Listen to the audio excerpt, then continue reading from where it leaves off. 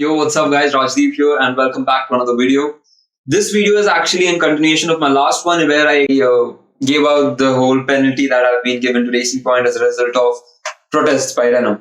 In this video, we are going to look at the finer details at the conclusion summary that FIA has released, a 16-pointer conclusion if I must say.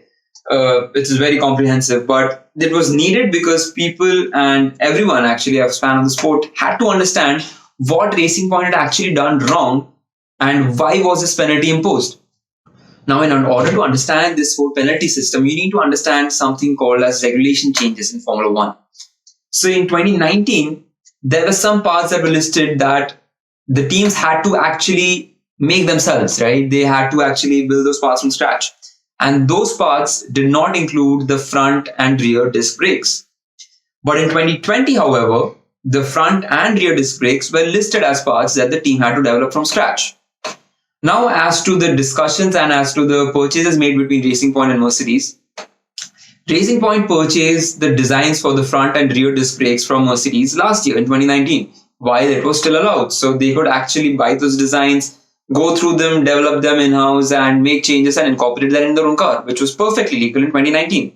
And which they did for the front disc brakes, which they are still using in the 2020 season after making the requisite changes for the 2020 season, which is completely legal. And there is a moral gray area there, but it is again not illegal. So if it's not illegal, it's legal to be used in the car.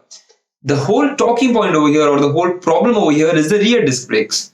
Now, Racing Point had actually gotten the data from Mercedes in 2019, but they chose not to use those disc brakes or those disc brakes design in the 2019 car, the RP19.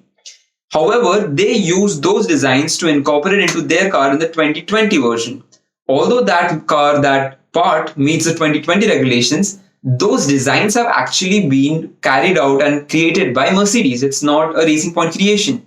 So the involvement of the Racing Point team as a team to create that part, the rear disc brakes, was significantly lesser than the effort and input given by Mercedes, which is a violation of the sports regulations. So it's not something they've done illegally, because see, you have those designs from 2019. Now, in coming to 2020, you're not just simply going to forget what you've learned, right? That what that design could do to your car. You're not just going to forget that. Now, although you did not incorporate that in your car, that is a learning that you simply cannot go back on. And maybe they could put in more changes, put in more efforts and make subtle changes to improve that design further. Then this would be again in that moral gray area that Racing Point has put in effort and research to actually incorporate that part into that car. But over here, it seems like they just pick that design and just make sure that they comply with the 2020 regulations and affix it to the car, which is the whole point of this penalty. Yep, so that's it. That explains the whole penalty that has been imposed by FIA on Racing Point. To get more details on that penalties, make sure you go and check out the other video that will be in the description. And I'll see you guys next time then. Bye bye.